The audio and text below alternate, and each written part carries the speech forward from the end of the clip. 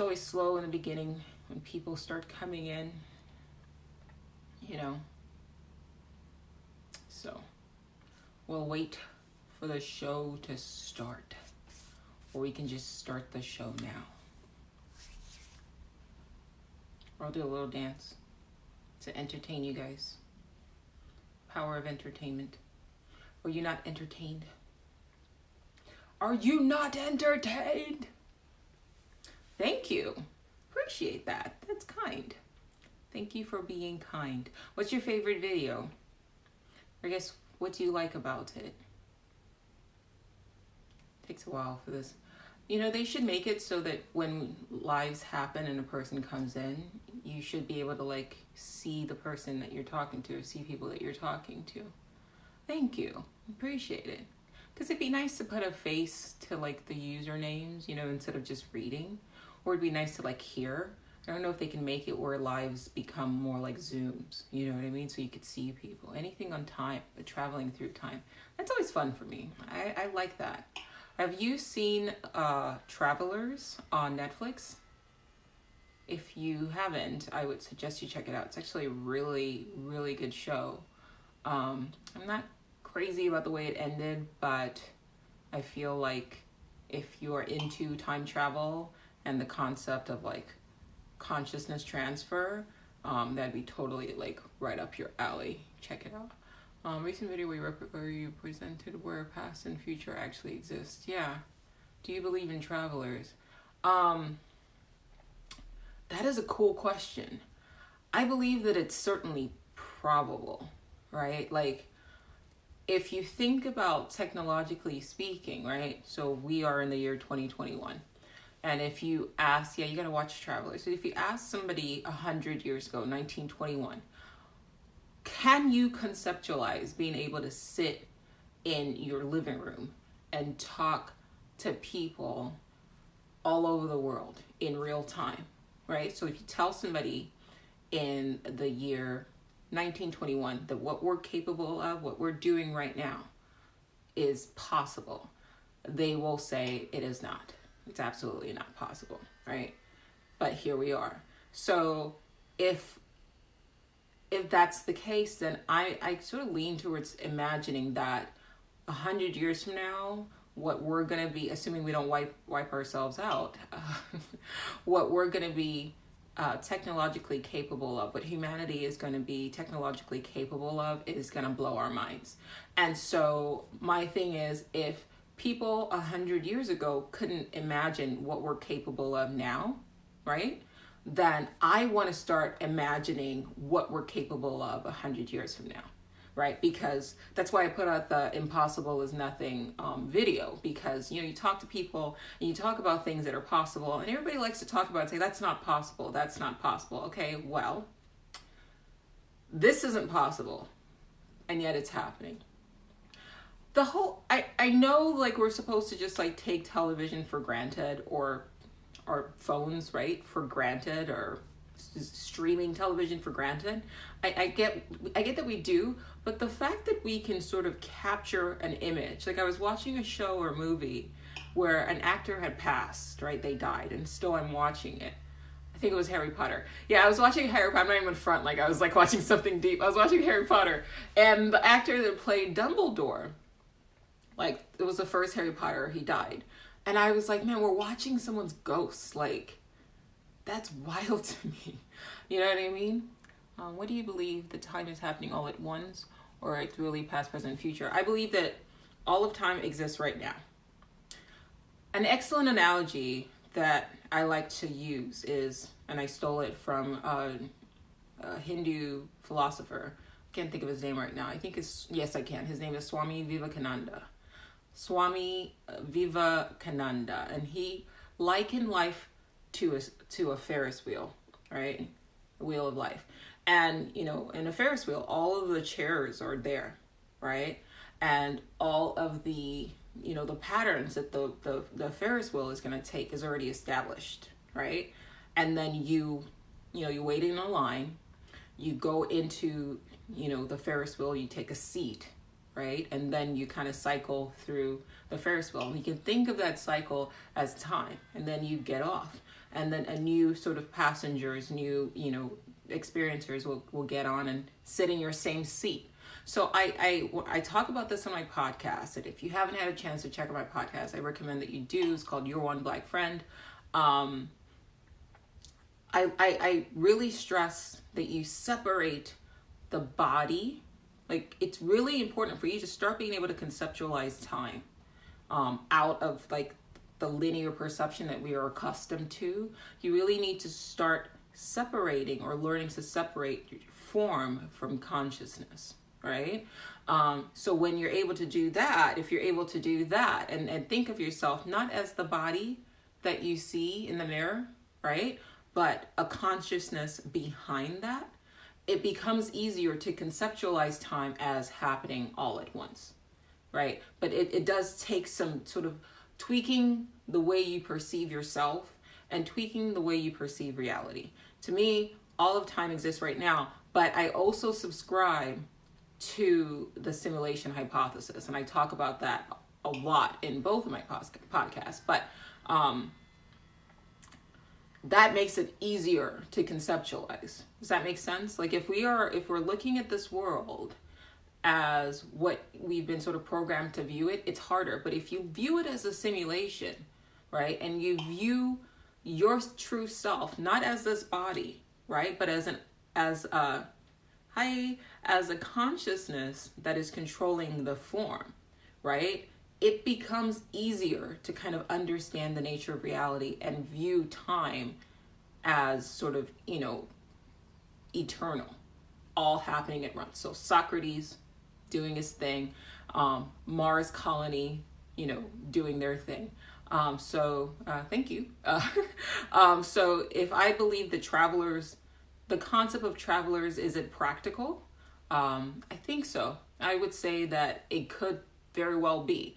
It might seem impossible to us right now, but like I said, 100 years ago, what is happening right now? People logging in from across the country or wherever and watching people talk in the confines of their own home in real time and communicating with them in real time was considered impossible 100 years ago, right?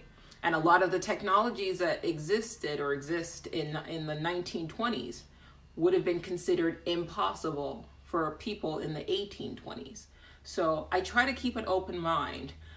There is a book by Michio Kaku. It's called The Future of the Mind. And in it, he discusses what sort of technology the human race is going to sort of develop in time. And if you're interested in sort of futurism, I would suggest that you check it out and just see. One of the technologies that he discusses, for example, is that, so if you think of the evolution of entertainment, right? So the first step or layer of entertainment as far as like human, culture is concerned, is people would gather, much like this, but in real time and in front of like a fireplace, right? And then they would tell stories. And this still happens in places around the world. So storytelling first started around the fire. And then you had, like oral tradition where you pass on stories from generation to generation. And then the next step after that were plays, right? So playwrights like, Shakespeare and things like that. And then the next step after that was the old black and white movies where people wouldn't, like, you couldn't hear the actor, but you would watch the movie and then you could see like the caption or whatever, right? And then the next step from that was talkies, right? So now all of a sudden you could hear the actors speak, but it was still kind of very rigid or whatever. And then we had movies, and now if you compare movies from like the 80s to movies now that are being made now, if you compare the acting, it's so realistic. Like, it's so realistic that it's almost like, are these people even acting anymore, right? It's become something completely different. Watch a movie from the 80s and the acting is like, we say is bad, but that's comparing it to like acting of right now. So then don't stop here, right? What's the next step? And what he says, what Michio Kaku says in his book, The Future of the Mind, is that in the future, you're not just going to go and watch a movie, right? You're going to watch a movie. You're going to feel the emotions. It's going to be haptic technology, right? So you're going to be able to touch, right? Smell, sense. And so actors of the future will now not only have to like show emotions through their faces, but the next phase of entertainment is that now the actors will have to feel the emotions, and that emotion that the actor feels is actually, they're actually capable of capturing those emotions and then projecting it on to the audience. That's wild, right? That's wild. So you have to kind of start thinking like, okay, if you can kind of do that, what are we going to be capable of in 200 years? Like, assuming we don't wipe ourselves out, what are we going to be capable of in 200 years and in 300 years? So could a concept like the TV show Travelers be realistic, where people in the future figure out a way to send consciousness back through time and to attempt to change their future by changing our present? Absolutely. I mean, why not, right? Isn't there the quote that Elon Musk likes to repeat, is that, you know, any technology and magic, right? They're similar, right? Indistinguishable from magic, right? What we perceive of as something that, no, like that couldn't happen, right? Could theoretically happen if we continue down the path of like a technological evolution that we are carrying on right now. So that's my answer to that. I often wonder why we have advanced so quickly over the past 150 years versus the past. I wonder the same thing. I have a skit on my TikToks where I have like an alien. I'm wearing like an alien filter or whatever, and it's aliens are kind of like, an alien is kind of talking and is saying like, where do you guys think you got this technology? Like, an alien is kind of talking and is saying like, where do you guys think you got this technology from? And I kind of play with that idea, right? Like, we know about UAPs, right? We know about UFOs. You know, we've heard of like, we've heard of like, you know, found kind of ships that have crashed. Is the technology that we have right now, right? Not even just 150 years, but the last 50 years, right? It just feels to me a little bit like, for example, like cell phones feel like they don't fit in our, cell phones feel like they don't fit in our timeline. Does anybody else get that feeling? Like, if you think about like, for example, like couches, right? Like, couches have always kind of been couches, like, since the beginning of time. And I just realized that this looks weird. This is a selfie stick. I'm gonna throw that out. It's like, I got a glimpse of the background. Like I said, that's not what you guys think it is. That was my selfie stick. But yeah, like Tech Lord, right? Like it feels like our cell phone technology doesn't really fit into our like timeline, like it's from something else. And thank you. I like this shirt. It says, say no to drugs. Say no to drugs. Egyptian culture understood medicine and math better than our current culture. I don't know if I would attribute that to the Nephilim, but I will say that, yes, that the ancient cultures, we do this thing, humanity does right now, where we treat people from the past as though they were like stupid. And it reminds me of the way like teenagers think of their parents as dumb, you know, simply because they're teenagers, so they think they know everything. And so we right now in the present, we think of these sort of ancient cultures as though we are somehow like more intelligent than they are. But the human mind itself has not changed much in the last like 200,000 years. So it's the same minds that we have now is the same minds that the ancients had. And the difference is that they had more of a connection with nature, with different realities than we do. We're very materialistic, like literally very materialistic in our present time. So much so that like we feel like this world and anything that's tangible is all there is. And if you ever come out and say, hey, what we see, there's more to life than what we see, or perhaps the ancients had something, knew something that we're not aware of, most people will sort of attack, right? Because you're programmed to believe that matter is all there is. And that's not necessarily true. And the ancients knew that. And the ancients knew how to sort of manipulate both matter, but also to work with, I don't want to say like entities from other worlds, because I'm very mindful, especially on these sort of forums, not to say things that can kind of make people sort of pause. But I do want you guys to know that when I say things, I could typically back up the majority of what I say with, like a book that I could tell you to go check out yourself and kind of come to your own conclusions. Like, for example, somebody mentioned the ancient Egyptians, but I want to say like Hermeticism, right? The Kabbalion. And I don't know if I mentioned it in a previous live, but I would recommend it again. There's knowledge out there, check it out. Ancestors were more elemental. Say science and tech are like three siblings of utility and timeline. Right. Magic, science, and tech. But and I would agree with you. It's interesting, in the show Travelers, there was an episode that, it was like the last season though, there was an AI that was becoming sentient, right? And it had been stored in nanites. And this is from the TV show Travelers on Netflix.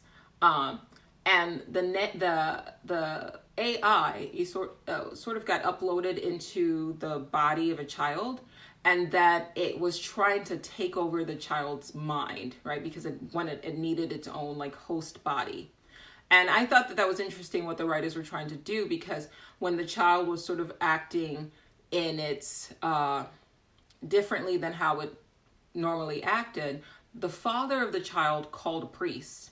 And then it was sort of interesting to me, because what the writers were trying to show us was that, what we think of as like demon possessions or whatever could be something else, could be technology or whatever. But I thought that was kind of interesting.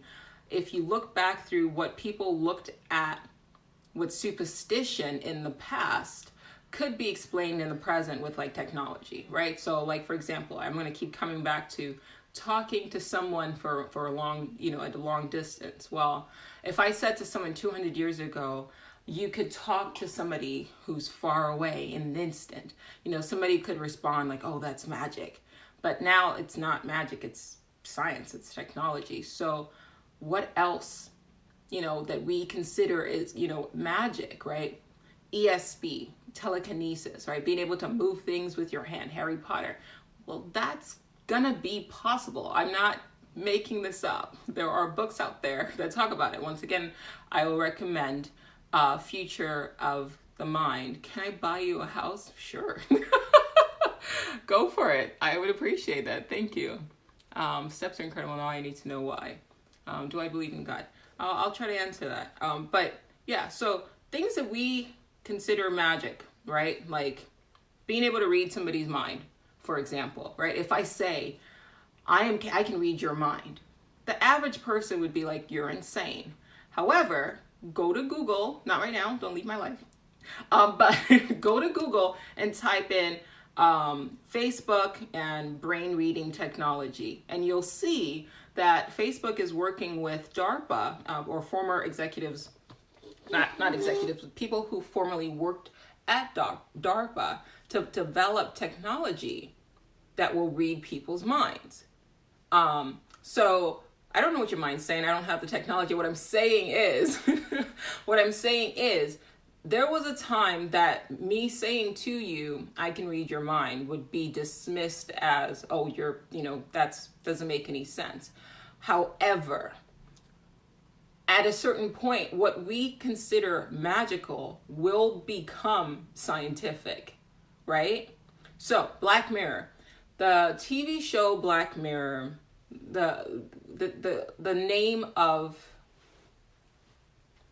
oh, that's kind. The name of the show Black Mirror came from like when you watch your television, right? And the TV turns off. There's like a black mirror, right? So the flat screen kind of reflecting back at you. So that's how they came up with the name Black Mirror. However, in the past, people used to use black mirrors as a scrying mirror, and they would use that scrying mirror to communicate with other worlds, right? To see into other worlds. And I think it's interesting that 200 years ago, a black mirror, like people wouldn't have a black mirror. It's like just all over their house. Like I'm looking at I have a TV behind you. Well, not you, but there's a TV over there. And I feel like, oh, thank you. I feel like if you took somebody from like the 1800s and you put them in your home now and they walked around and they saw all of our black mirrors, they would like freak out because they'd be like, you don't want an obsidian mirror because that's how the devil comes through, right? That's how other things come through. Bear in mind that they obviously had no concept of television or whatever. So it looks like magic to them. What does the pink note say? Can you guys read it? The pink note says, I had to like write this backwards. I guess I could take it off. It says energetic viruses. So I say, what does this mean to you when I say energetic viruses? And I'll let you guys comment on that. I want you guys to think about it. And then where is your mind leading? I don't understand the question. Please rephrase that. But to kind of continue this thought, there's going to come a time where things that we dismiss, like if I right now decide, you know what, I'm going to put out a TikTok and I'm going to say that mind reading, be able to read somebody's mind is possible. Most people will say, no, it's not. But it is. Like they're developing the technology for that right now. The technology already exists, like brain interfacing. It exists, right? If I were to say to you, being able to move things telekinetically is possible. If I put it on a TikTok, I would get slammed by like all of these comments of people saying like, that's not possible. How have I learned all of this? I read a lot. So ADD is a gift because it allows my brain to focus on I guess, focus is not the right word, but once I decide I want to learn something, I can hyper focus on it and I take in a lot of information. And over the last like 4 or 5 years, I decided that I wanted to learn everything. So I started reading a lot and I listen to a lot of audiobooks, and I listen at about 3 to 3.5x speed, depending on the narrator. Most narrators, unless the narrator is speaking really quickly, I can listen to at 3.5x speed. And I'll listen to like a book, ADD, attention deficit disorder. And I'll listen to a book at 3x speed and retain the information. And now I'm sharing the information with you guys. Yes, I would agree with that. Play with the juxtaposition of that. So yeah, if you guys pause and ask yourself, I think you guys answered what energetic viruses mean to you. So I did a podcast yesterday. So on my Your One Black Friend podcast, which is one of my podcasts that I actually do, I think once a week. Thank you. I talked about the voice in your head. So how many of you guys have a voice in your head that is constantly negative? Or I should say, how many of you guys are aware of the constant negative voice in your head? And I'll wait for your responses while I read what other people are saying. Thank you for your content. I appreciate it. Thank you for watching. So when I say viruses, and I say energetic viruses, what I'm going to be speaking about is more on the simulation. And so I'm going to using the simulation as a base foundation for this discussion. My thoughts are always negative these days. Okay, good. I mean, not good, but you know what I mean. so you are aware of the negativity, right? The negative voice in your head. Okay. And that's actually a good step, because for some people, if you bring it up to them and say, there's a voice in your head that's constantly negative, they go, oh, I don't know what you mean.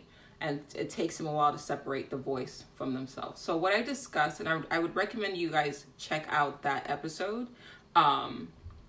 It's Your One Black Friend is a podcast that's available everywhere. And I took the time to sit and kind of like take all of my thoughts and record it.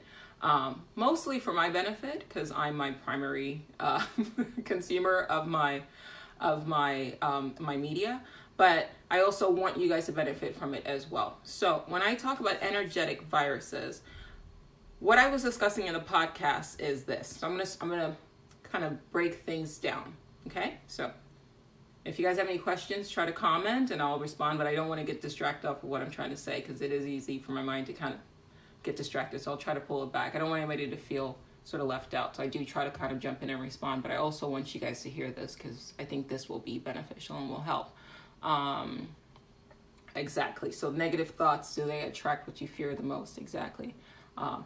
Thank you for checking out the podcast. Appreciate it. If you guys have not, and I don't know where or how you guys are listening, I noticed that a lot of people are just kind of staying, which I appreciate it. I do tend to drop a lot of books. So if you guys want to just take down books that I mentioned and check it out, I think that you will get a lot of use and a lot of benefit from them. So the book that I'm about to mention is Neville Goddard's Complete Reader. It's literally called Neville Goddard, The Complete Reader. Mind-changing stuff. And I would say that if you have issues with negative thoughts, check it out, read it, listen to it, Audible. It's worth the time, okay, that it takes to sort of understand it. So my husband came home yesterday, and what he said to me was, we have these kind of discussions, and I don't know if you guys have kind of wondered what would it be like to live with somebody like me, and if you've not wondered it before, now I'm putting the idea in your head. I would imagine it's not easy, because I'm kind of like this all the time. I'm not really capable of just sitting and kind of looking at life at surface, like level. So I'm constantly thinking about, what is the nature of reality? And I want people I want people around me to be conscious. And so I'm kind of up in the clouds, he says, and he's sort of like grounded. And so sometimes in our past, when I would try to have these kind of conversations with him, he would sort of feel like I'm not really comfortable, discussing these things. And he actually said, sometimes when we talk about the nature of reality, it causes me to have like physical pain. And I said, yeah, that's like sort of a cognitive dissonance, because these sort of conversations go against what you've been programmed to believe. And so when you start thinking in a different way, you're literally you're reshaping your brain. So your thoughts can actually reshape your brain, okay? But what he said to me was this. He said, why is it that you sit down, right, and you have a goal that you've set for yourself. You want to accomplish this goal, right? Why is there something in your mind? Why is there something in your mind that's supposed to be you, but it seems almost like it's set up to stop you from achieving anything that you desire to accomplish? It almost seems counterproductive, right? Why would you have, we're programmed to think that the voice in our head is us, like it's our thoughts, right? But why would that even exist? So, for example, when you go and sit, I don't know how many of you guys meditate, but when you go and sit and meditate, right? You sit and you want to focus on one thing, right? I'm going to focus on my breath. That is an expressed will, right? You have stated, me, want to do this thing. And yet, as soon as you close your eyes and you start focusing, here comes this thought. Who is this? This is my will. Where is this coming from? Right? And he said, why does this voice even exist? Right? And it's not just meditating. It's like, okay, I have an expressed will. I'm going to go on a diet. I want to lose, not me personally, but I'm saying like in a general sense, I want to lose 20 pounds, okay? And so you decide, you make a conscious effort, choice. This is my goal. I'm going to do this. And then, like 12 o'clock at night, you're walking to the fridge and the voice in your head is saying, go and get an ice cream, go and get a cookie. Okay, but this is a goal that you want. What is this voice? And everything it says is always negative. It's always negative. What is that? And I said to him, the first thing that popped into my mind was, it's got to be some sort of parasite. Because he was like, well, is it the simulation? You know, does it want you to fail? I said, no. The simulation is just a simulation, right? It's like saying, does your phone want you to fail? No, your phone is just your phone, and you use your phone to access your emails, to check your apps or whatever. It serves as sort of a benign function. But if your phone gets a virus, energetic virus, right? If your phone gets a virus, all of a sudden your phone is going to start behaving in ways that are sort of counterproductive to its stated function. Does that make sense? Okay, so now we're going to start building it up. Okay, so bear in mind that I subscribe to the simulation hypothesis. All right? I subscribe to the simulation hypothesis. So there we go. You're getting it. All right. So we're in a simulation.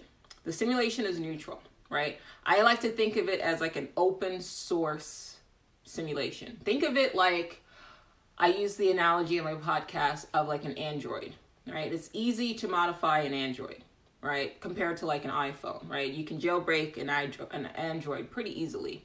But as a result, Androids tend to be more susceptible to viruses, right, than an Apple, or an iPhone, computer. So we are in like an Android world, okay? And it's open source, but this reality tends to have, just because of the nature of it being a simulation, it does tend to have viruses. So if your body can be infected by a virus, right? If your computer, and they call the human body a machine, right? So if your body can be infected by like a parasite, right? Or a virus, a material virus, right?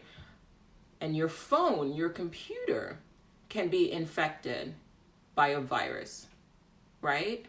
Now, what I said at the beginning of this podcast, at the beginning of this live, was that you need to, in order to understand time as a spatial dimension, you need to think of yourself as not the body, but as your consciousness that has sort of been uploaded into an avatar form. Okay? All right. You see where I'm going with this? Okay, good. So if all of these things can be infected by viruses, and what viruses, parasites do is they hijack the host and make it essentially do things that don't benefit the host, but benefit the virus, right? Then what makes you think that your mind cannot, right, also be infected by a virus? So I would argue, I would argue that voice in your head that's always negative, and the key, what made me go, oh, wait a minute, was the fact that it was always negative. I would argue that voice in your head is some sort of virus that the majority of humanity has been sort of infected by or infected with. And the reason why I focus on it being always negative is that, okay, let me break it down like this.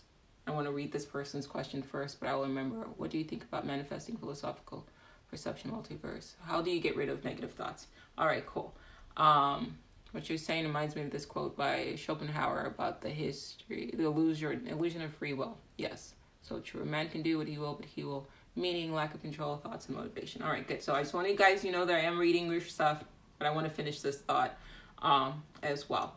So if your body can get viruses, if your computer can get a virus, right? And they say the human brain is a computer. Some have argued it's a quantum computer. And if you subscribe to the simulation hypothesis, then your mind can also be infected by a virus.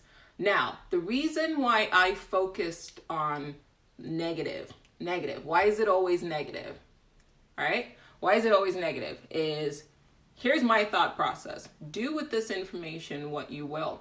But this is what works for me and what I've accepted. Okay? Here we go. Proton, neutron, electron. Okay? A proton has a positive charge. Okay? An electron has a negative charge. Okay? You are watching me right now on a computer that feeds off of electricity, right? Which is negative charge. So your computer is powered by, in a way, negative energy. Okay? So if you can have something that needs negative energy as a source, right? Then that means that there are other things that do consume and feed off negative energy. Okay? Okay, so you guys, so if the mind is infected and it's always negative thoughts, then my perception, my understanding, my theory is that this mind virus that has infected the human race has to be something that feeds on negative energy. That is why it's always negative. It's never positive, right? You're not just going through your day like, oh, wow, life is beautiful. No, this voice in your head is just constantly imagining all of just telling, it's not even imagining, right? Because you're just trying to have a good day. This voice in your head is just constantly like all of the worst possible scenarios that could ever happen. That's what it's saying to you. Your mind is over here. You're trying to you're just trying to have a good day. You're just trying to live. And yet this thing, it's always negative. It's always negative. You don't turn the brain off. It's there. But what you do need to do, first of all, is acknowledge it's always negative. And remember this, because I'm giving you this information because that's what worked for me. Proton, neutron, electron. You have electronics. Okay? And that's the thing. It always lies. It always lies, and it's always negative. Proton, neutron, electron. Electronics feed on negative energy. Your phone is not evil because it feeds on negative energy. It just needs electronics. It needs electricity. That's why they're called electronics. It needs electricity to operate. So whatever this virus is, this mind virus is, it needs electricity to function. You have become its host. It whispers this negative stuff to you. And what happens? As soon as you hear these negative thoughts, what happens? You immediately feel the emotion. What are emotions? Right? Emotions are energy. That's the E. In motion. It's energy. Before you even have a chance to even be conscious, aware of what's going on, you start feeling that energy. So it's whispering something to you. You're generating the energy. Does that negative energy that's being generated benefit you? No. Okay? There is a parasite that, well, this is basically how parasites work, right? They hijack the body's host. I loosely remember what I'm thinking about. I believe it's a Toxoplasmosis gondii parasite. And I believe what it does is, and correct me if I'm misstating this, but it hijacks the brain of a mouse. And typically what mice do is when they see a cat, right, they run away because a cat is a predator to a mouse, right?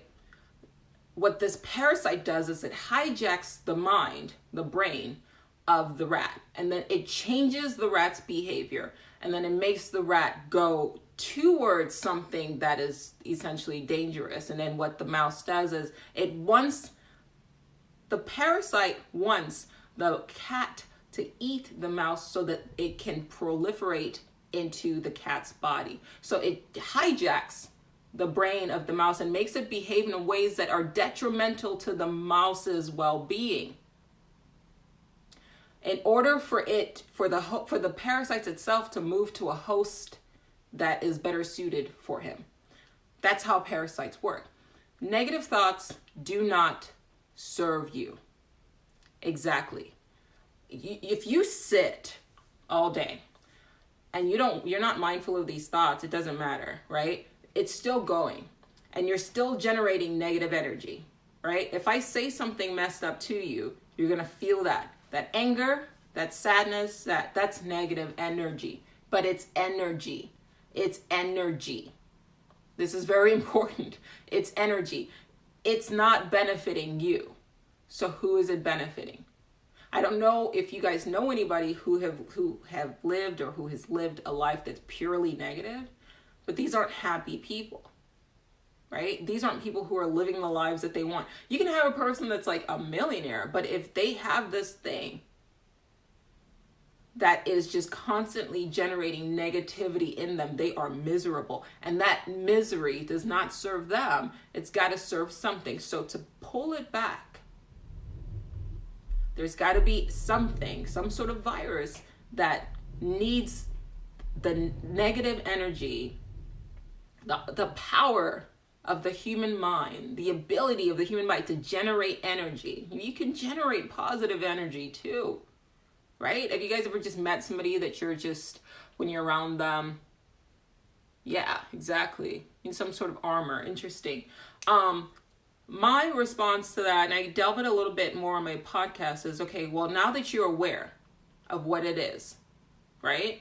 Now that, the reason why I love the simulation hypothesis, not everybody subscribes to it, but it helps me understand. Then there's no fear, because when you say, oh, the voice in your head is a demon, well, then there's fear around it, and that's generating negative energy. I don't look at it like that. Who is feeding on that negative emotion energy? I call it a virus. So I say, what I said, you must have just kind of popped in, but what I said was, if your body can have a virus, right, or parasite that essentially feeds off of your, a parasite that feeds off of you, right?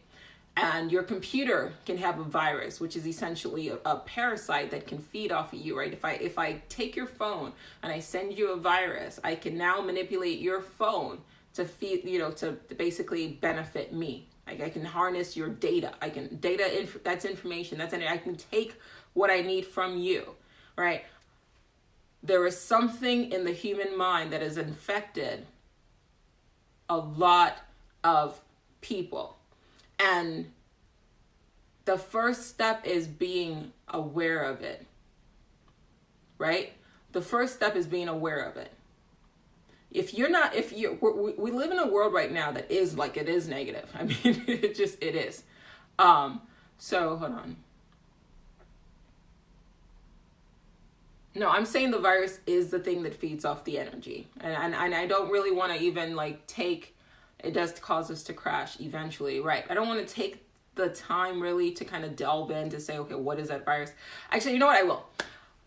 On my podcast, I did actually talk about this, and I said, the next step is, okay, well, where is this? What is the source of this virus? All right, it's about to get weird, guys, but that's where I live. I live in weird.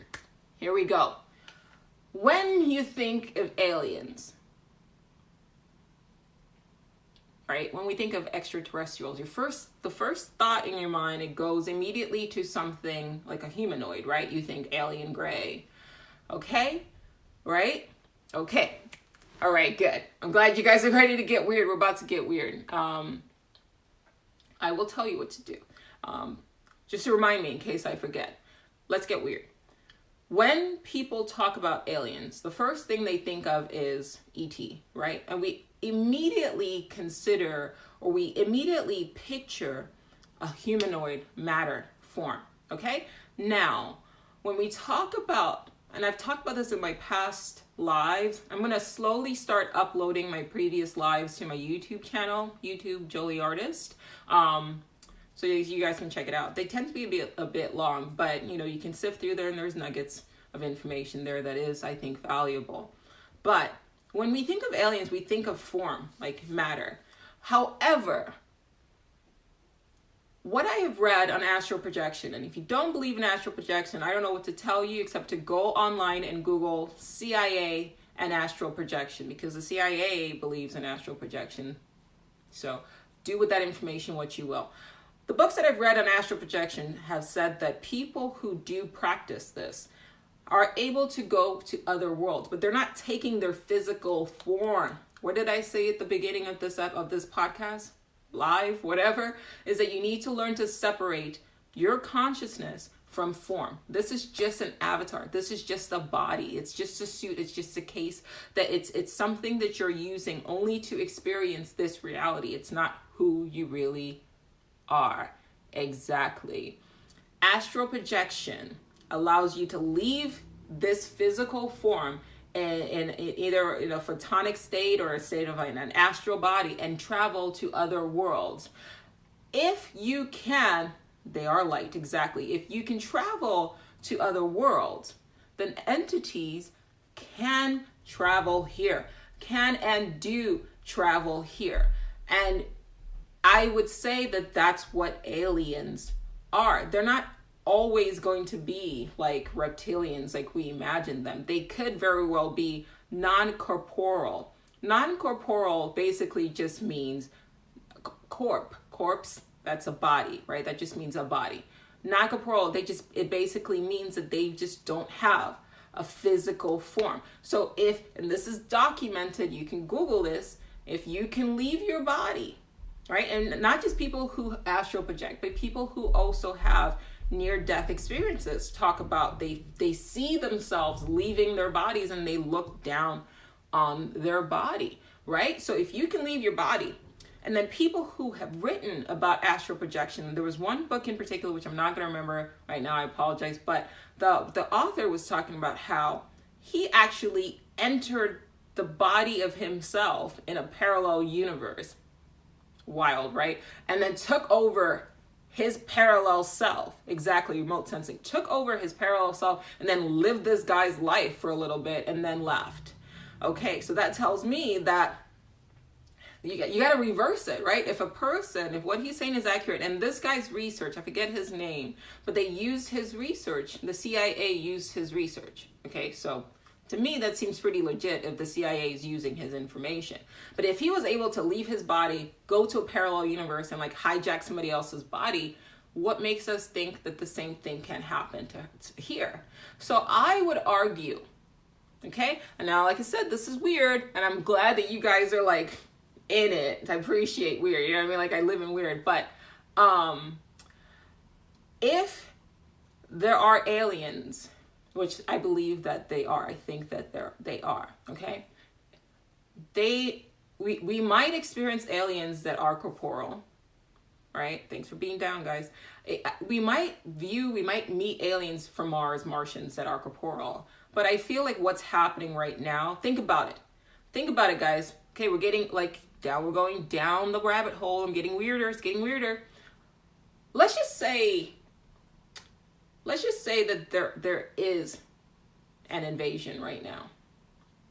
Look at humanity, okay? And look at how literally we're all most people are negative.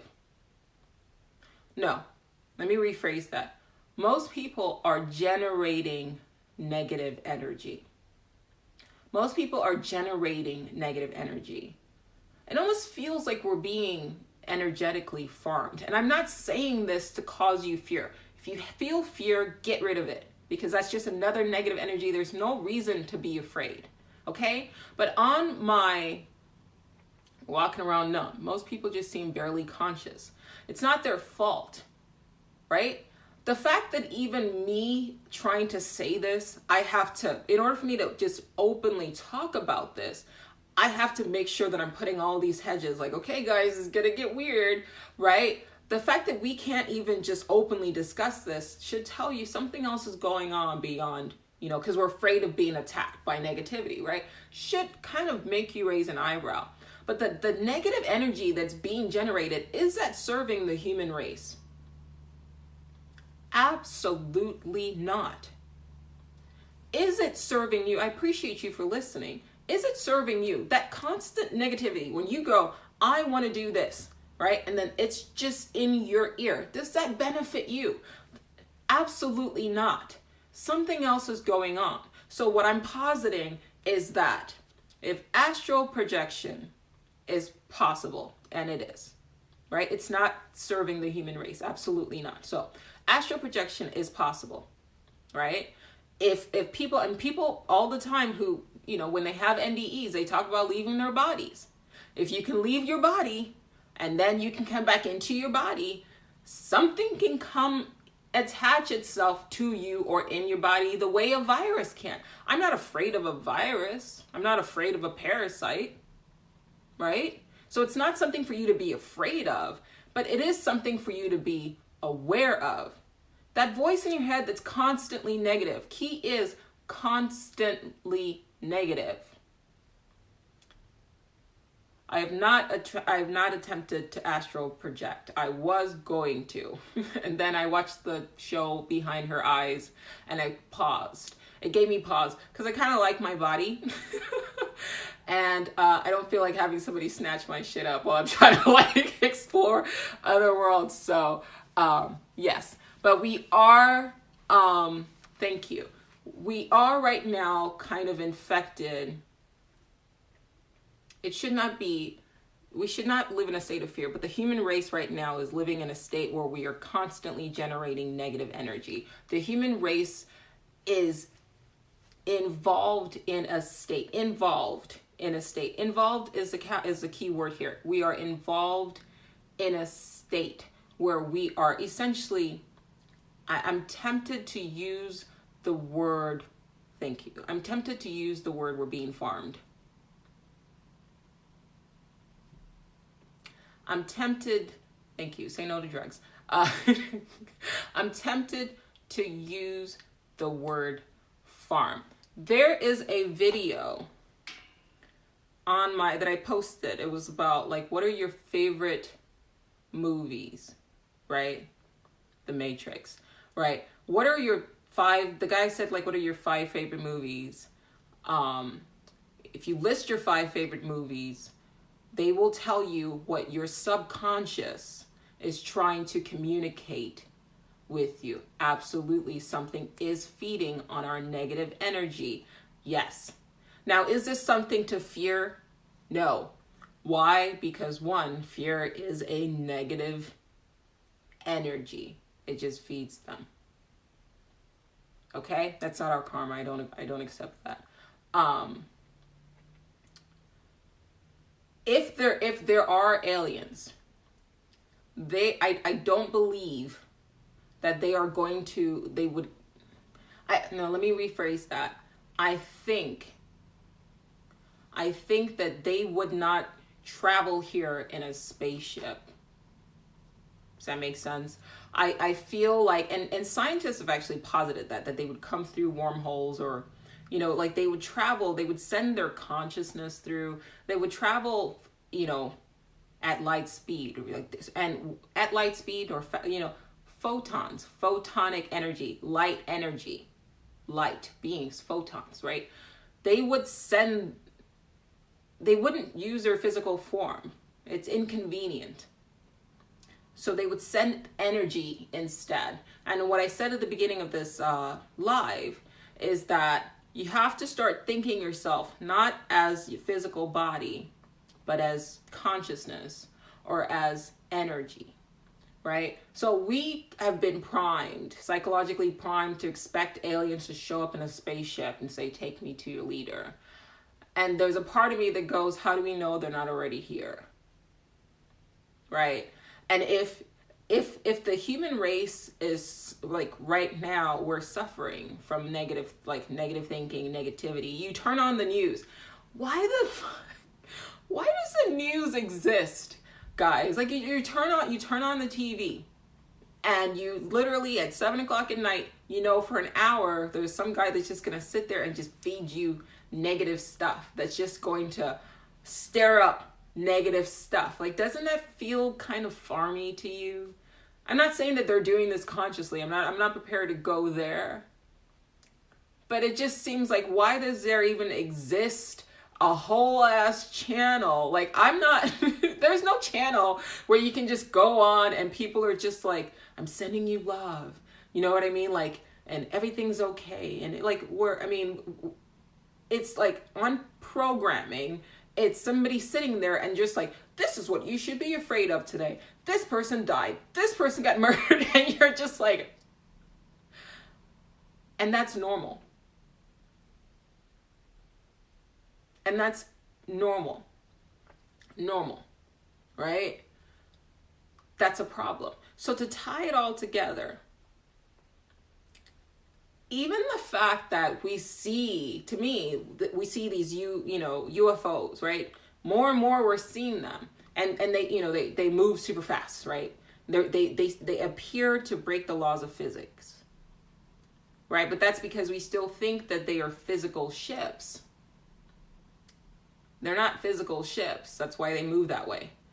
And here's what, there's another book I read that, dang it, like, I can't think of the name right now, but it was about what people have been seeing. And it is not only just the news, it's also media and movies and TV. Absolutely right. Well, you could choose what you watch, you know what I mean? But dang it, I lost my train of thought. Oh yeah, so I was reading a book on like UAP, right? I believe UAP. I believe it's called unidentified aerial phenomenon. And what people said, so when you think of a UFO, most people imagine a flying saucer. But the first guy, like in modern times, that reported seeing a UFO, he didn't actually see a flying saucer. Do you guys know that?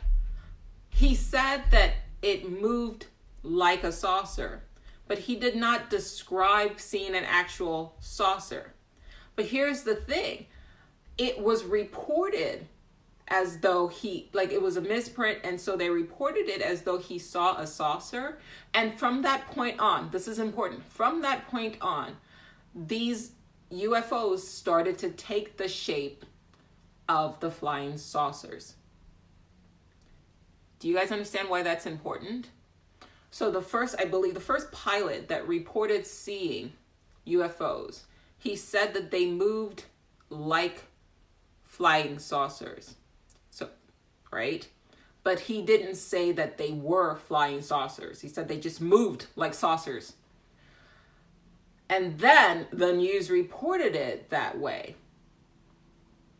And then these UFOs started to change, and then they took on the shape that humanity understood them. So then they changed to fit our perception, which tells me that these things that we see, the UFOs, are thought forms, or at the very least, psychically linked to the human race in some way.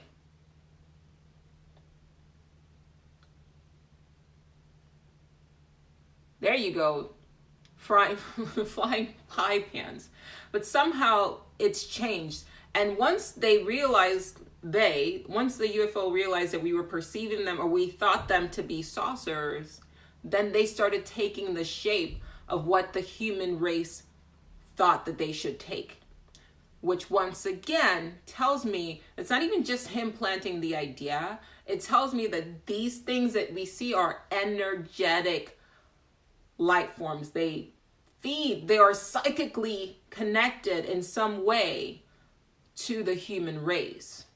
Some people have said that when these entities sort of enter into people's homes, they seem to respond psychically to the people who are viewing them. So my thought process, what I've been saying for the last 20, 30 minutes or so, ignore our comments, okay? Sorry. I do have, I don't want you guys to feel, like I'm ignoring you, but I will try to focus on what I'm saying. So thank you for saying that. But my thought process is that so we have the lights in the skies, we have the UFOs, okay? They're there. Google CNN UFOs now. It's like everyday thing now. Like you have pilots talking about it, you have military, personnel talking about it, you have senators and congressmen, they're all talking about it. Okay? So it's a thing. But what is it really? And my thought process is that if there were to be an invasion, and I know this is going to sound wild, and I'm phrasing it this way just because I know how it sounds, but it is what it is. You take with this information what you will. I don't think I'm crazy. But I do read a lot, and I can point you to books that will allow you to come to the same conclusions that I've come to. And they're not written by what people would label as hacks. They're written by people who work with government, who work with military personnel, who are physicists, who are scientists, right? My thought process is, if you have a technology like your cell phone or computer that can run on negative energy, right? Then there are entities that can also feed on negative energy. Okay, so if your mind, that voice in your head that you have been programmed to think is you, which is not you, it can't be you. By definition, it can't be you. Why would it be you? Why would it be you? If you sit down and you say, this is my goal. Okay? If you sit down and you say, this is my goal. My goal is whatever. I want to lose. Weight loss is kind of easy because you can see it happen. It happens a lot. You say, I want to lose 5 pounds. That is your goal. That's established. Then why the hell would you also be trying to get in your own way and stop you? Does that make sense? That's not you. But we've been programmed to accept that, those are you, that's you. No, it's not you. That doesn't make any fucking sense. Excuse my language, it doesn't make any sense. When I sit and I watch my thoughts and I'm just trying to focus on what I want from life, right? I love myself. Why the heck would I have this voice saying things that cause depression, that cause anxiety, that cause you to feel negative, that literally, like, it's intentionally generating negative energy? That's not you. What is that then? It's clearly something. The negative energy is not serving you. It does not serve you. You want to lose the weight, right? You want to write your book. You want to paint your, right? You want to do a TikTok, whatever it is. And then here it comes. And then it's just fear and anxiety, but that's not what you said you wanted to do. So that's not you. It's something that thrives off of, that feeds off of, that needs that negative energy the way an electronic device feeds on electrons, which are negative energy. Okay? The last book I read, the last book I read was Future of the Mind, but I'm rereading it. And the reason why I'm hesitant to answer it is because I tend to read like 3 books a day. So, like, off the top of my mind, the last books I read was a reread. It's Neville Goddard's The Complete Reader. I go back and I reread that over and over again. Because the reason why that's important, and I mentioned it before and I'll mention it again, the reason why that reader is important, and I would say to all of you guys that are watching me right now, go and get this book. Audible, if you're not on Audible, you can sign up and they give you one book for free.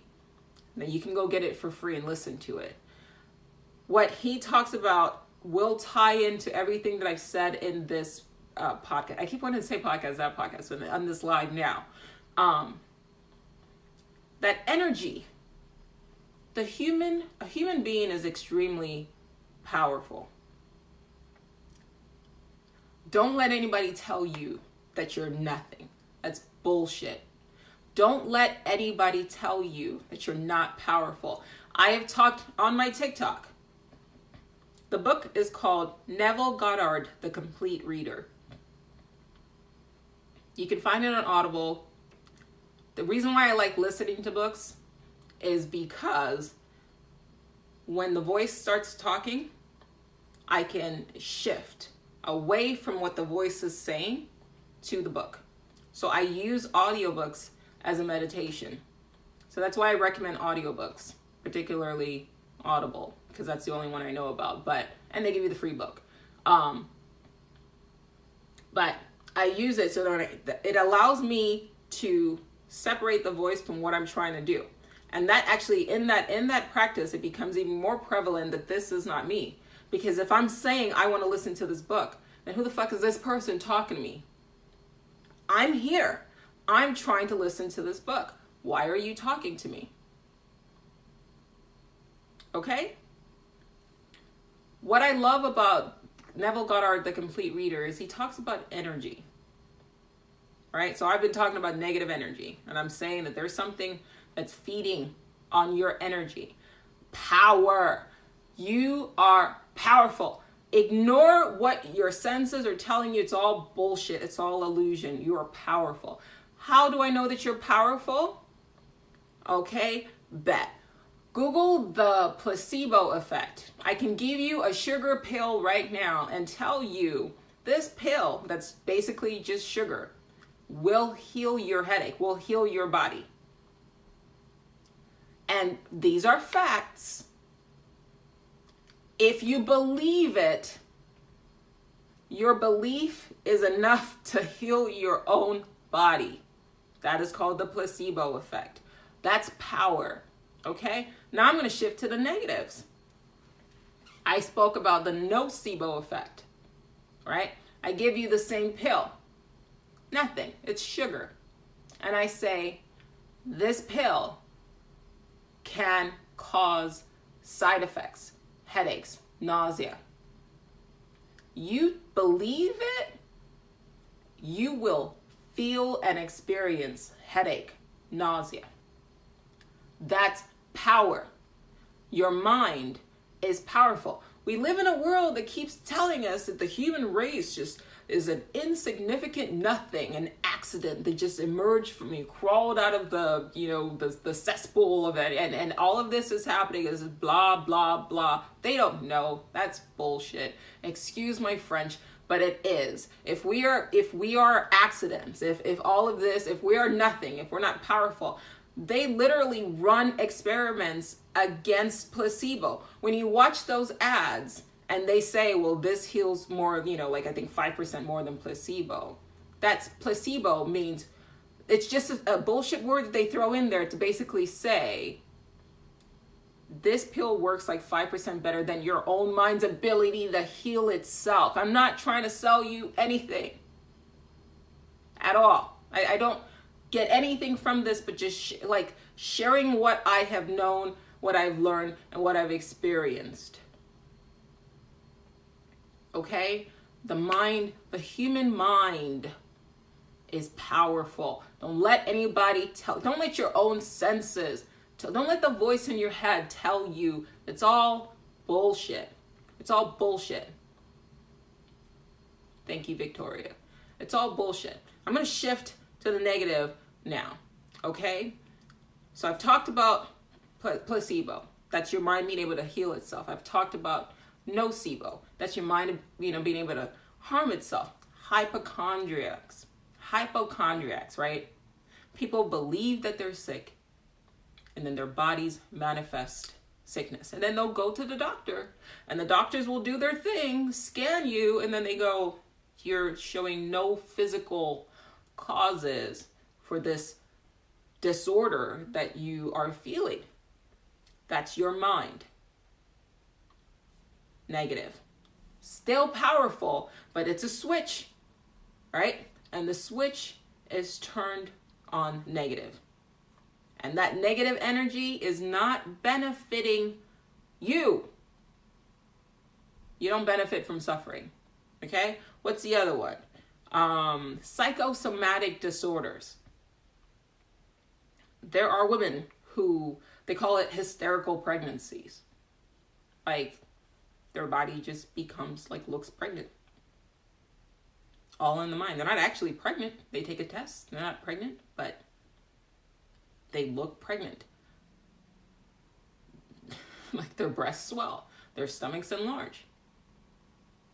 Your mind. All is mind. And yet, we're supposed to just believe that all of this is just, everything is material. If everything is material, how can a mind affect matter? Your mind is, in fact, powerful. Absolutely. Absolutely. Self-fulfilling prophecies. Exactly. I need you guys to know that is true. And if you don't take my word for it, that's why I say things like nocebo. Nocebo is just a bullshit word to basically say, to hide from you the fact that your mind can heal itself. I'm not selling you anything. I'm just telling you what I know. I don't have any pills to sell you guys, okay? I'm just telling you what I know, and these are things that you can Google yourself. Right? I'm sorry. Nocebo effect. Placebo effect. Your mind can heal itself. Nocebo effect. Your mind can hurt itself. Hypochondria. Your mind can manifest illness. Psychosomatic disorders. These are just all words. They're fancy words, all saying the same thing. I don't need to write a book, guys. Just go subscribe to my podcast or subscribe to my YouTube. And I love reading, and I take everything I read and I put it in my head, and then I put it out there. And because I want you guys, the world doesn't have to be like this. Okay? Something right now, whatever you want to call it, I've already shared my theory on what it is. All right? And I'll put this video up on my YouTube channel. The podcast is called Your One Black Friend. But subscribe to my YouTube as well, because sometimes TikTok tends to suppress videos. And sometimes they don't show my videos to everybody. And sometimes I want to just sit and talk and reach people without having a 60-second limitation. So if you guys actually are on my YouTube, then I can, if I can grow that, then I can start putting more videos out there, and then I can reach people without you guys being dependent on the algorithm. Does that make sense? But what I'm trying to, yes, absolutely. If your mind can be used negatively by whatever this entity is, right? If it can harness your energy, and you see this happening all the time, the right people will listen. And more importantly, if you genuinely feel like you have this information, please start putting this, anybody, if you guys are on the same page, start putting this information out there. Doesn't matter if maybe you're afraid of, right? Those the voices saying, oh, people are going to comment negatively, blah, blah, blah. That's not even them. I am human. I am human. That's not even them.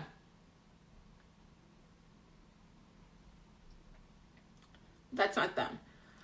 We live in a world right now that is skewed negative. We're not balanced, right? So negative, positive. This is Earth right now. This is, am I sure? I'm fairly sure. But this is Earth right now. We're negative. Okay? If we can be negative, we can be balanced or positive. But it takes people, thank you for your kindness, it takes people who think this way, putting this information out there and saying, it doesn't have to be like this. Okay? How do we get back? Oh, somebody asked what my zodiac was. I am a Virgo. How do we get back to balance? Everything seems out of whack. I am not. So start putting the word out, putting positivity out there. Ignore the negative stuff. Most people that are like that, that's not even them. It's the virus. Okay. And they're just, and if they're spewing negativity out at you, imagine what that virus is doing to them. I mean, it's just draining them. Because if they're saying, like, out of the abundance of the mind, right, the mouth speaks. So if they're speaking negativity to you, it's because they are being tortured by that negative voice in their head. They are being drained by that parasite, that mind virus, that energy virus. So, you know, have compassion for them and, you know, delete and block them. But this is the only world. Well, this is the only world that we're presently living in right now. There are parallel worlds, but this is the only world that we are presently existing on. And if you are mindful of this, if you are conscious of this, if you are aware of what's going on, then you have the power, you have the ability to skew things back to the positive, at the very least neutral. And I firmly believe, so somebody asked, okay, how do we stop these negative thoughts? Okay, I've not yet done a live where I did not mention meditation. And this is not going to be, I'm going to say it again, meditation. Okay? That's important. I can tell that all animals and pets and babies probably love you. Oh, that's sweet. My podcast is Your One Black Friend. Virgos are awesome. Okay, so meditation is important. The reason why meditation is important, usually when I mention meditation, people say, you've got to clear your mind. No. Were you raised in this or are you self-taught? I am self-taught. I hope you're right. Let's all create positively and love. I am right. It's easy. Okay, look at what everybody is saying, right? They're like, you radiate positive energy. I'm not special. You get what I mean, right? Like I'm when I talk and I share this information, I share these books with you, I want you guys to go and get these books so you can be like me. I'm not selling anything to you. Go and get these books, right? Talk to people, right? I want you to be aware of it. So the reason why I talk about, love you too. The reason why I talk about meditation in every single live and probably in every, exactly, I'm trying to show you guys, like, I'm a human being. This is what we are capable of. And it's not difficult. It just takes persistence. Meditation.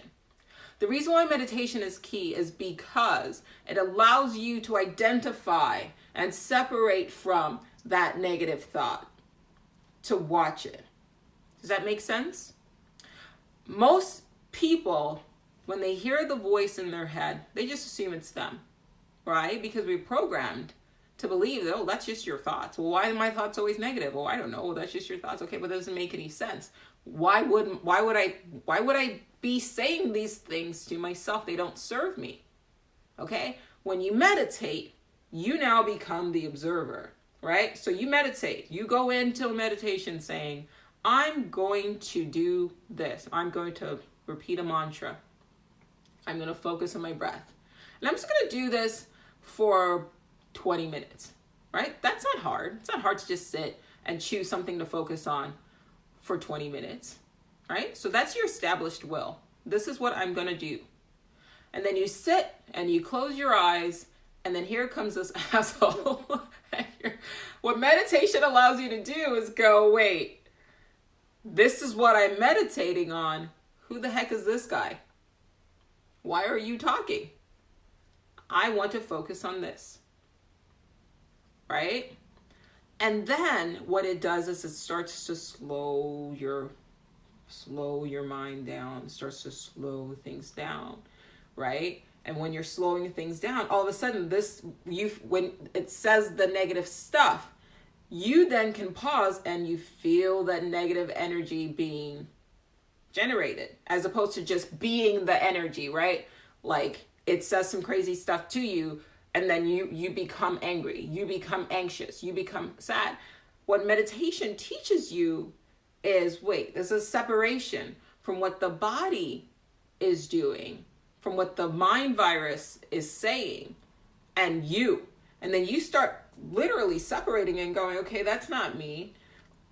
Or you start going, okay, I feel that. I don't want it. No. That's the first step, meditation. The next step is, once you become conscious, aware, mindful of what it's doing, what it's saying, now you can take it, and I talked about this last Sunday. I talked about alchemy. You can take that negative voice. It's saying negative things. You're expecting a call today. The call did not come. The call did not come through. Okay? And then here's the mind virus. And it's saying, well, the call didn't come through because this person doesn't want to talk to you. Oh, wait, you caught it? The call didn't come through because they're busy. Transform it. Transform it. If it can come in and it can be negative, remember I said we're skewed right now, it's negative, right? If it can come in and it can be negative, you can change it and make it positive. If you can imagine the worst, you can imagine the best. There was another book I was reading this week. I don't remember the title of it. I might put it in the description when I upload this live onto YouTube. But the guy was talking about how there's one of the people he worked with was always happy. So I'll say this again. In this book I was reading, the guy mentioned one of his friends, and his friends was always happy. And the first thought that came into my mind from the virus was, how could somebody be always happy? Right? And I caught it, and I looked at the thought in my mind, and I was like, well, there are people who are always unhappy. Is it hard right now if I told you, can you imagine a person who is miserable all the time? Yes. We all know somebody who's just unhappy all the time. So if I can imagine a person who is always negative, always unhappy, why is it so hard to conceptualize somebody who is always happy? Hello? So that's the problem, right? We're programmed to think that that negativity is normative. Bullshit. If I can smile, right, I can frown. If I can be unhappy, I can be happy. If there exists people who are 100% all the time just unhappy, miserable people, then why is it so hard to conceptualize people who are 100% happy all the time? Or at least 95% of the time. But we are programmed to believe that living in this constant negative state, remember I said this is some kind of farm, our negative energy is being farmed. And I mentioned, what are these movies trying to tell us? Right? Communicate to our subconscious. Right? If I can imagine somebody who's miserable and unhappy all the time, why can't I imagine somebody having a good, happy life? I want you guys to think about that. The one thing I like movies and I like TV shows. I pick and choose what I want, and I'm happy now to live in a present where we have Netflix and Hulu now, where it's not just you scrolling through to see what's on TV, right? It's you get to choose what you're into, what you're interested in, okay? But here's the thing. And I'm going to say this about 3 times, okay? The human mind cannot differentiate between what it imagines, what it sees. Thank you for listening. The human mind cannot differentiate between what is imagined and what is real. The human mind cannot differentiate between what is imagined and what is real. The human mind cannot differentiate between what is imagined and what is real. So what we see, what we are shown, we internalize as normative, and then we project that, and that becomes a part of our lives. So if every time you go and you watch suffering. Right?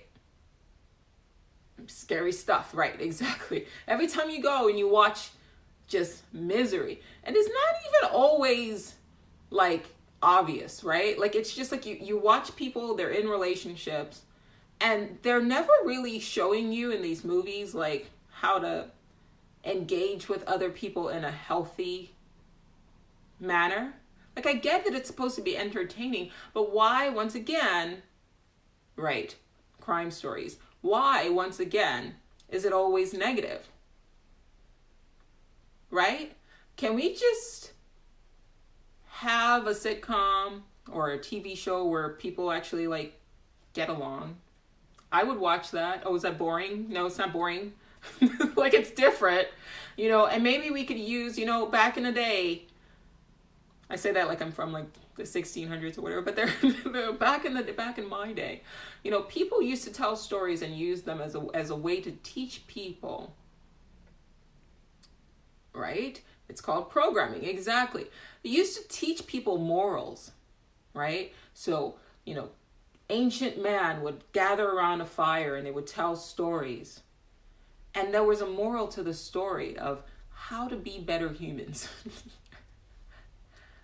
And we are lacking that substantively in our entertainment or our programming. It almost seems like they're programming us towards negative states, right? You have a married couple. You guys, every time, right? Okay, I'm gonna set it up for you. I'm gonna set up a plot for you guys, right?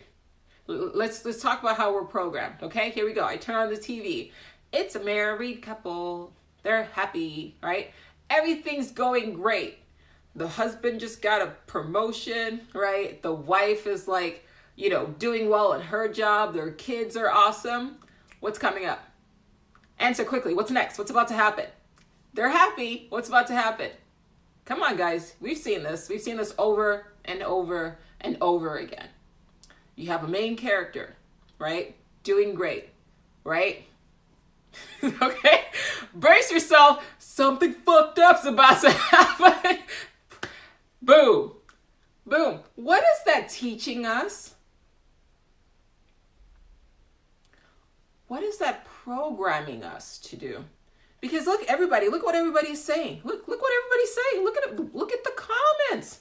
This is what we're programmed. Remember I said the mind cannot distinguish imagination from reality. If that's all we're constantly from birth, we are programmed to expect that when things are going great, brace yourself, someone's about to shit on your whole entire life, right? We're watching that. From birth, from childhood, we're sitting in our screens, reading our books.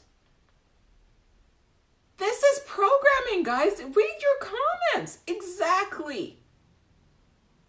So your mind takes it in, garbage in. And then your mind spits it out. So next thing you know, you're in a relationship. You just met the love of your life. You just got the job of your dreams.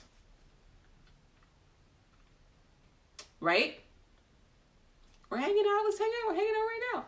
Right? Everything's going good. And then in your chest area, you're like, I'm happy. What's about to happen? The mind. What did I say? I hope for those of you who have been with me this whole time, you guys know where I'm going. The mind. Right? Nocebo. Right? Nocebo. So now your mind is programmed to expect something to happen. And because you're expecting something to happen, like I said, it's deep, but it's true. Expectations, belief, shape your reality. If I give you a sugar pill and I tell you to expect side effects, your body, your mind okay, will create the nausea, the heartburn, right? Because you believe, exactly, you believe that, oh, this sugar pill is going to cause you suffering. Your mind will manifest and create suffering. It's just a sugar pill. It's nothing. It's inert.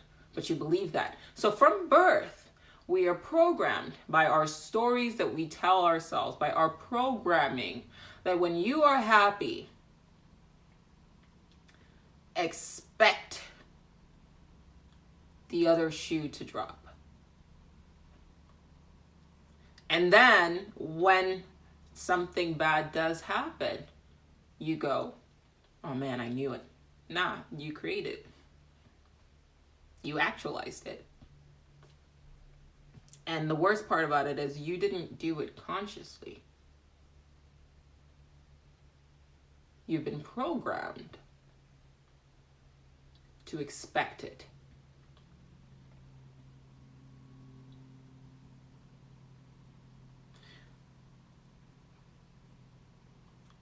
We can do better. We can live better. The mind is powerful.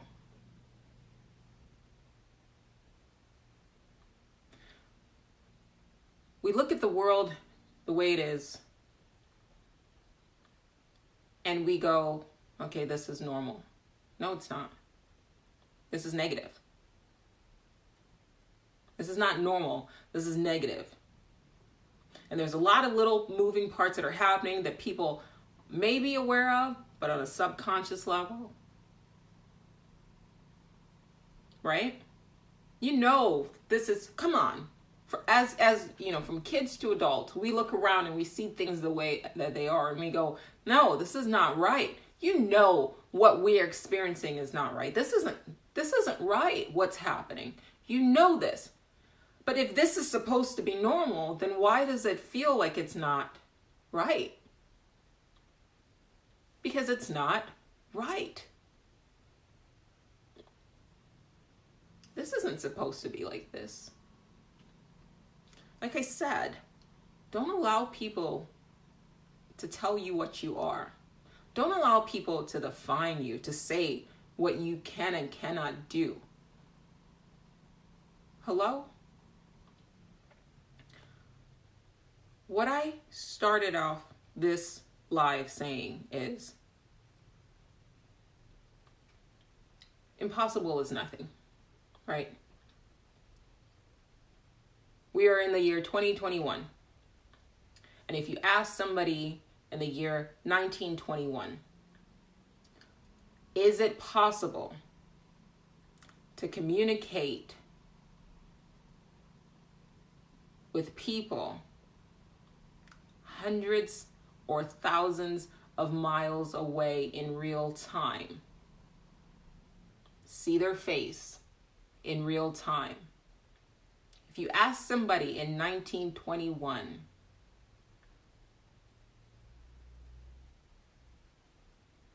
they would say no. That's not possible. I used this analogy before. There was a time when a human being had a speed limit, right? This was only as fast as the fastest man could run, right? And at one point in time, everyone knew that that was as fast as a human being could run. Thank you, Victoria. That was as fast as a human being could run. Until one person came and said, nah, fuck that. Like, I'm going to run faster than that.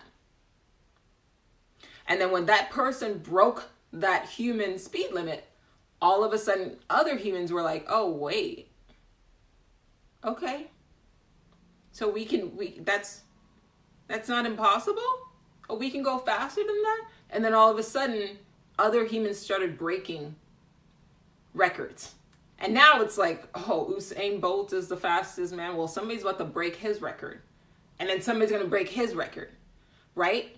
But if you would have told somebody 100 years ago that being able to run as fast as Usain was possible, a person 100 years ago would have said, it's not possible. So we live in a world right now that is skewed negative. This is supposed to be normal. And I'm telling you, this is not normal. And a better life, a better world is possible. It doesn't have to be like this, right? You have the mouth, right? If a mouth can frown, it can also smile, right? It's possible. Just because you're programmed to walk around with a frown, right? Just because we live in a world where anger seems to be the norm, right? Or fear seems to be the norm. It's not right. Okay? It doesn't have to be like this, though. Right? We're just out of balance. Okay? It is on Spotify. My podcast is on Spotify. We're just out of balance. Okay? I've said a lot. I don't know how long I've been doing the live. I'm going to try to answer you guys' questions. If you have any questions for me, and if you don't, I'm going to leave you guys, think about this, and I'll try to upload it onto my YouTube so that you guys can check it out. But yes, I agree. Things are not supposed to be like this, but we can change this because we're in the world. Okay? Somebody said, I'm confused. What is normal? Well, this isn't. My top 3 favorite books. My top 3 favorite books. I will have to say the first one is, and I've mentioned it and I'll mention it again while I'm answering questions. And then I will, probably in about 5-10 minutes. But I want to answer people's questions. So Neville Goddard, The Complete Reader. Thank you for listening. That's one of my favorite books. And I actually just recently stumbled across it. But I strongly recommend it. Because if everything that I've said in this, live right now kind of made you sort of think, he teaches you how to take back your own energy and sort of harness it to live a life that serves you. Not some, parasite, but you. And I would recommend that. My second favorite book is Labyrinth of Time by Anthony Peake. I recommend that. I actually recommend that book and Is There Life After Death and The Daemon. All 3 of them are by Anthony Peake. I like those because he does his research, and if you're interested in time and things like concepts like the eternal return and whether or not your future self can communicate with your present self, he does a great job giving examples of that. So I really enjoy that, or those books. What's that saying? Yes, your mind cannot separate. It doesn't know the difference between what is imagined and what is real. Case in point, if I tell you right now to imagine your happiest moment, right? Just sit and think of your best memory that you have, right? You will feel your body start kind of going through the emotions that are tied to your happiest memory, because your mind cannot distinguish between what you're imagining and what is real. Skewing to the negative, if I tell you to think of I don't want to tell you to think of something horrible, but if I tell you to think of basically what causes you fear, right?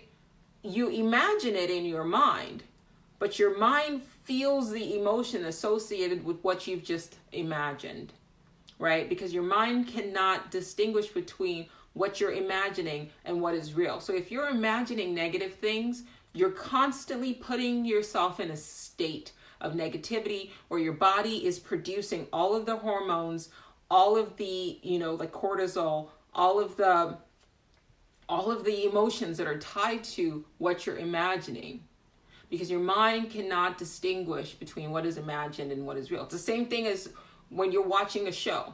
You're aware that what you're watching in a movie isn't real, right? You know that they're actors, but your body will still feel fear, will still feel anxious. You'll still jump back, even though you know, you're conscious of the fact that this is just a TV show, right? But your body will still react as though what is imagined, what you're viewing, is real, because your mind cannot distinguish between what is imagined and what is real. So that's very important. We are sort of programmed, or I used the analogy earlier in this live to talk about this virus that's in your mind that feeds off negative energy. So it's constantly this negative virus that feeds on negative energy is constantly giving you negative imaginations, right? And then generating negative energy that does not benefit you. It benefits this entity, right? It doesn't serve you. If you can generate negative energy to serve this thing, you can generate positive energy to serve you. And that's why I love The Complete Reader by Goddard. It's a bit like, it starts off like it quotes like religious books. And I will admit that when I first started like reading it, I was put off by that. However, I kept reading, and I'm glad that I did, because he took the symbology that is found in religious books and explained it in a way that made sense to me. So don't be put off if you're like not a religious person. Just listen to what he has to say, or read what he has to say, because it has been very beneficial. And it will teach you to harness your own energy and use it in a way that serves you. So, do I think it's possible to contact with other versions of yourself in a different timeline? I do.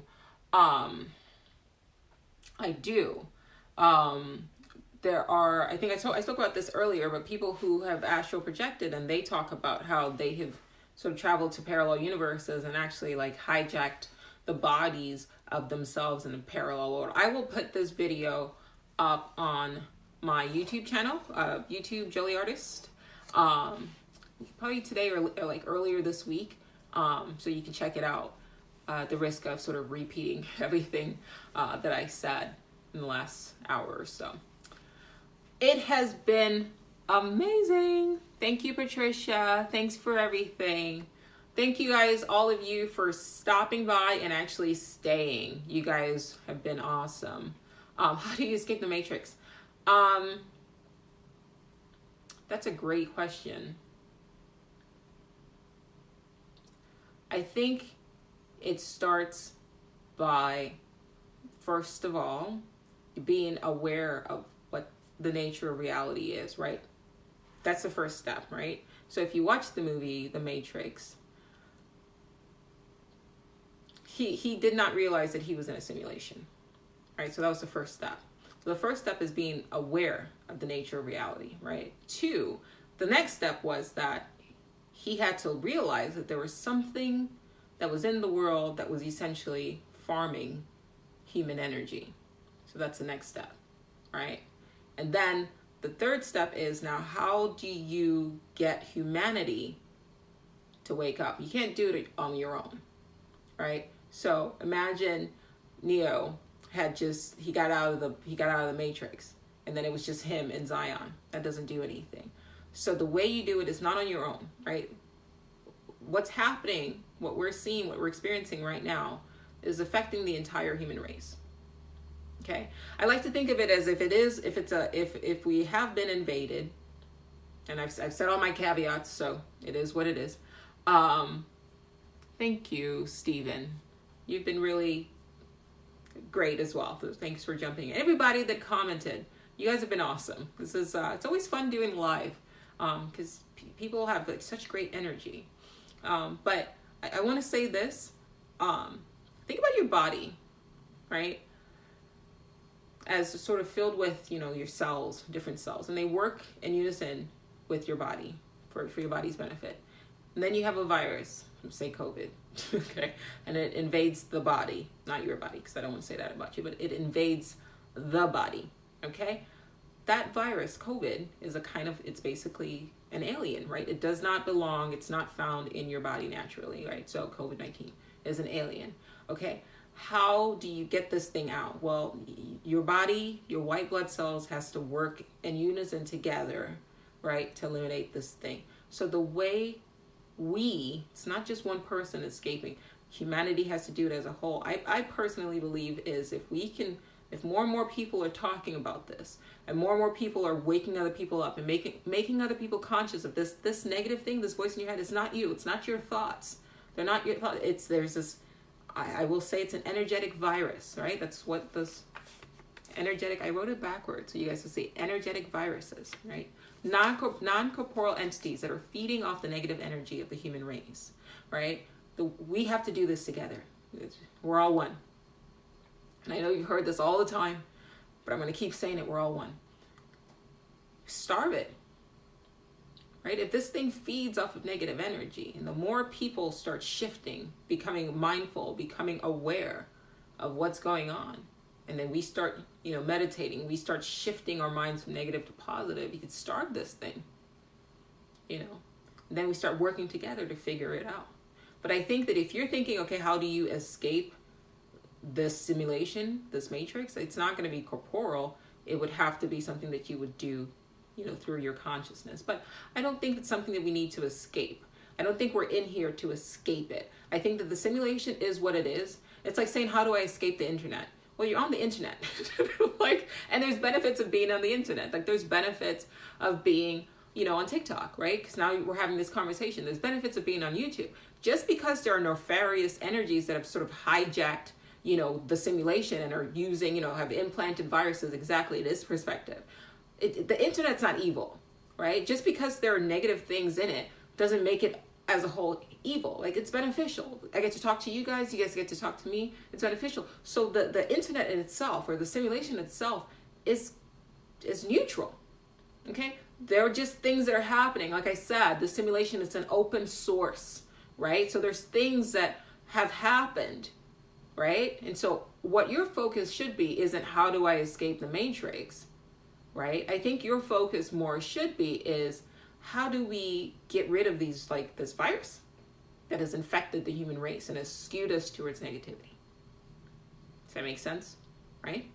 If you don't like the way the world is, you can change it, right?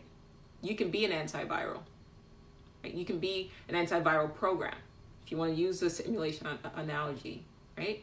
By taking people, talking to them, letting them know what's going on, and then making them positive. Flip the scales. Start with yourself, right? Be the change you want to see. Okay? All right, guys. Love to all of you. Thank you guys for just hanging in there. That's awesome. And it's been great. And thanks for listening. Later.